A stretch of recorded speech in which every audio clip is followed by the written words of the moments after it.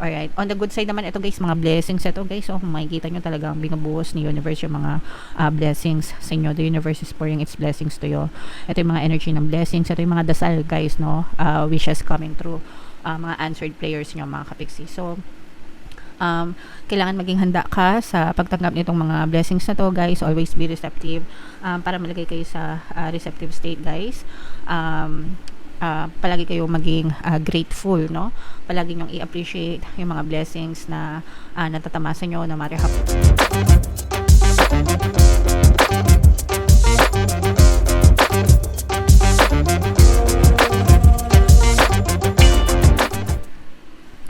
Hello guys, hello Aquarius, welcome back to Pinoy Pixie Tarot. Ang pamagat ng episode natin for tonight is full moon kapalaran mga kapiksi para ngayong June to July para sa Aquarius, Sun, Moon, Rising Sign and Venus. Yung ating full moon guys ngayong June ay sa June 11, tapos yung next na full moon naman natin ay sa July 10 mga kapiksi. So ang reading na to ay para sa period na yan mga kapiksi, and ang pamagat ng ating full moon ay strawberry moon guys. And by the way, sa mga naghahanap ng mga pampaswerte na lucky charms, lucky bracelet guys, may mga items sa description box. Pwede nyo i-check yun, tapos pwede nyo na rin i-check out kung gusto nyo mga kapiksi. So ito yung ating moon message for you guys. A time for healing mga kapiksi, no? So ito yung time na best time for you na mag-heal mga kapiksi. Depende ko anong klaseng pain yung pinagdadaanan nyo.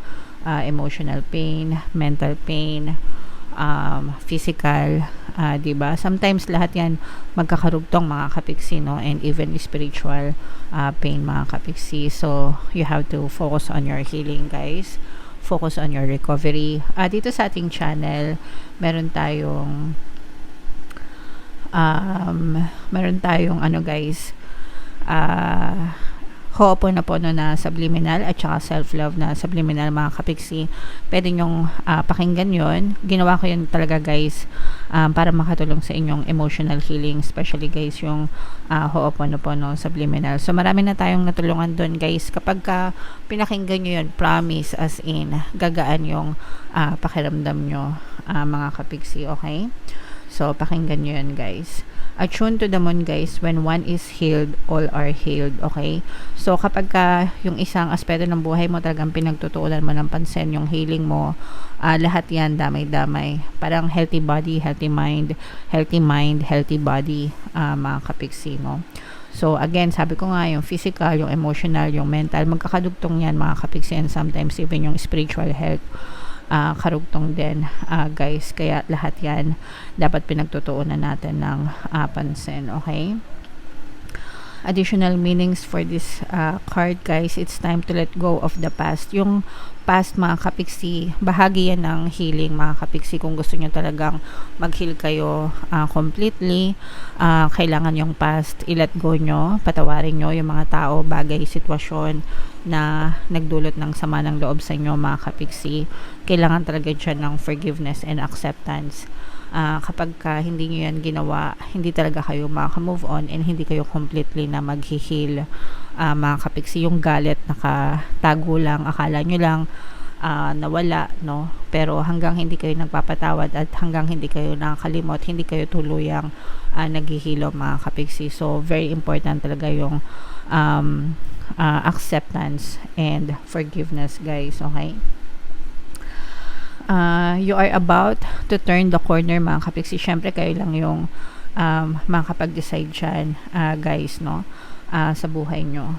You need more time to heal. Yung healing naman guys, hindi naman yan minamadali, no? It's a process, and of course depende rin yan sa laki or sa lalim ng sugat nyo mga kapiksi, okay?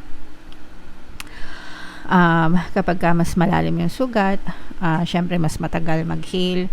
Kapag magaan lang yung sugat or mababaw lang, mas mabilis lang yung healing process mga kapiksi. And think about how the situation would look if everyone were healed. So imagine niyo mga kapiksi,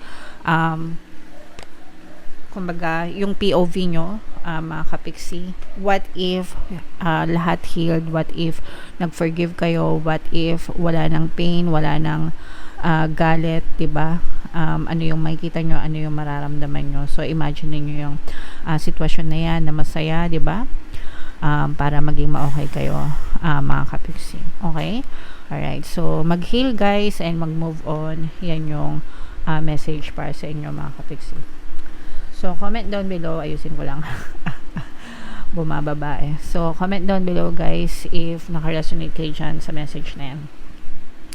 Hanapin natin, tingnan natin yung energy nyo guys ngayong full moon season. Shuffle ko to habang sinashuffle ko to guys. Panoorin nyo muna yung video natin regarding sa ating paano mag-manifest ng abundance video course. Kapiksi, sawa ka na ba sa mga struggles at hirap sa buhay mo? Masipag ka ba at masikap sa buhay ngunit hindi ka pa rin umaasenso? Ilang beses ka na bang nag-attempt mag-negosyo at mag-invest pero palagi ka pa rin nalulugi? Sa pagkakataon na ito ay maaaring may subconscious beliefs ka na nagiging balakid sa iyong pag-unlad at pagyaman. Introducing, paano mag-manifest ng abundance video course. Dito ay matututunan mong ma-overcome ang mga balakid mo para tuluyan ka ng umunlad, umasenso, sumagana, maging matagumpay, successful at maswerte sa iyong kabuhayan, pera, trabaho, negosyo sa lapi at kaperahan ng bonggang-bongga. Dali, mag-send na ng email sa pinoypixie@gmail.com at simulan na ang iyong pagyaman ngayon. Alright, so sa lahat ng gusto mag-avail ng course guys, naka-flash sa screen nyo. Una, meron tayong paano mag-manifest ng abundance video course. Meron din tayong paano mawala ang third party at magkaroon ng harmonious na relationship. And meron din tayong paano pabalikin si ex, revise breakup. So sa mga interesado guys, mag-send lang kayo ng email sa pinoypixie@gmail.com. So ito yung ating moon energy, mga kapiksi. Aquarius kayo ay represent ng King of Swords. Latag natin yung spread nyo. Wow! And again, mga kapiksi, no, sa mga naghahanap ng mga pampaswerte na lucky charms, lucky bracelet, check nyo guys yung mga items dun sa description box nitong video. Pwede nyo na rin yung i-check out, mga kapiksi. So, babasahin natin guys, both positive and negative. Yung mga negative, yun yung mga blocks na kailangan nyong i-overcome. And yung mga positive naman, yung mga potential na magagandang mangyari sa inyo. So, dito guys, meron ditong another presence ng fire sign, Aries, Leo, Sagittarius. For some of you, maaring may fire element kayo sa inyong natal chart or you may be dealing with another fire sign, mga kapiksi. So, eto guys, nakikita natin na for some of you, medyo meron kayong mga mabibigat, no, na dinadala sa mga dibdib nyo, mga kapiksi. Especially yung iba sa dito guys, parang nagiging biktima kayo ng pambubuli ng ibang tao, especially sa workplace guys, no. Sa trabaho nyo, baka yung boss nyo, yung amo nyo, yung mga amo nyo, parang it's either bully sila or mahigpit or stricto, na parang feeling nyo, yung iba sa inyo parang nasasakal kayo, mga kapiksi, and yung iba naman sa inyo parang nagpapatong-patong yung sama ng loob nyo, guys, no, sa mga pinagdadaanan nyo. Pwedeng hindi lang din trabaho, mga kapiksi, pwedeng life in general ito, guys. Pero parang parang medyo maramdamin kayo, mga kapiksi. So, at saka parang mahilig kayong maglagay ng negative na assumption, no, doon sa mga bagay na pinagdadaanan nyo. So, you have to learn to let go, mga kapiksi. Sabi ko nga, no, 'di ba, kaya nga dumating kaya nga ito yung message para sa inyo guys, a time for healing. So yung mga kailangan yung i-let go nyo. Huwag nyo masyadong kimkimin sa kalooban nyo guys, especially pagdating sa trabaho. Huwag nyo masyadong personalin, mga kapiksi, no. Nagtrabaho kayo para kumita ng pera. So pasok sa isang tenga, labas sa isang tenga. Lalo na kung masyadong mahilig manermon yung mga amo nyo, yung mga boss nyo, don't take it personally, mga kapiksi, para hindi kayo masyadong ma-frustrate. Kasi yung iba sa inyo parang na-frustrate kayo, mga kapiksi. Okay? Alright. On the good side naman, ito guys, mga blessings ito guys. So, kung makikita nyo talagang binubuhos ni universe yung mga blessings sa inyo. The universe is pouring its blessings to you. Ito yung mga energy ng blessings. Ito yung mga dasal guys, no? Wishes coming true. Mga answered prayers nyo, mga kapiksi. So, kailangan maging handa ka sa pagtanggap nitong mga blessings na to guys. Always be receptive, para malagay kayo sa receptive state guys.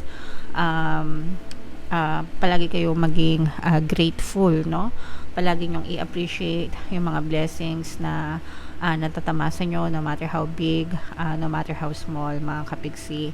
Kapag palagi kayo nagpapasalamat, guys, mas lalo pang nagiging open kayo sa pag-receive ng maraming blessings, mga kapigsi, okay?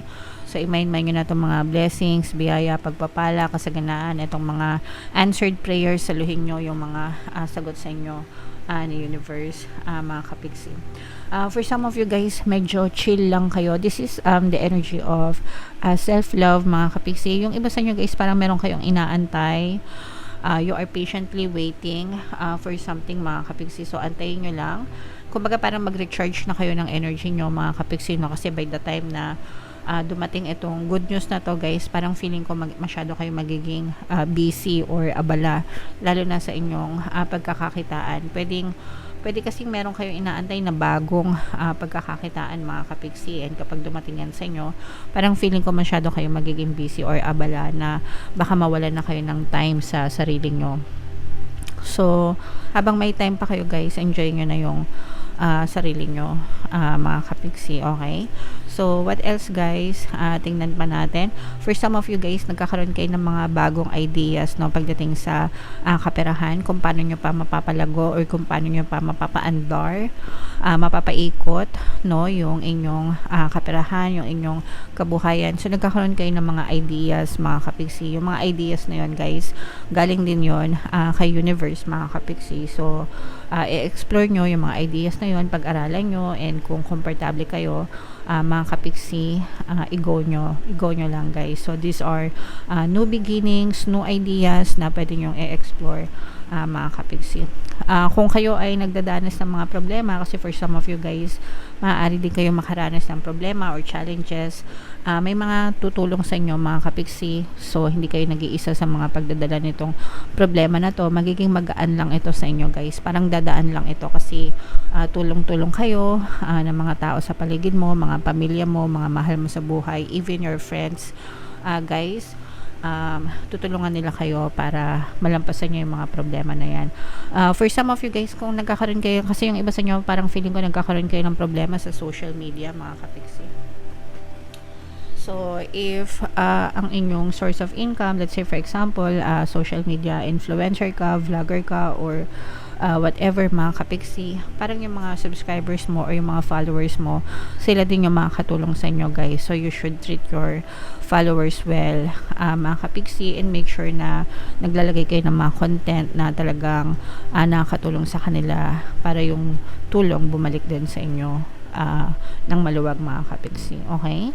Alright. So, comment down below, guys, if feeling nyo nakaresonate ka. Ito, guys, i-mind nyo itong mga blessings na to, mga answered prayers na to, guys, itong mga new beginnings, yan. So, i-mind nyo yan sa comment section. Deserve nyo yan, mga kapigsi. And for more tarot readings, guys, ito yung playlist nyo. Ito naman yung ating success stories ng paano mag-manifest ng abundance video course. Thank you for liking, sharing, and subscribing, guys. See you next time. I love you all. Have a nice day. Bye-bye.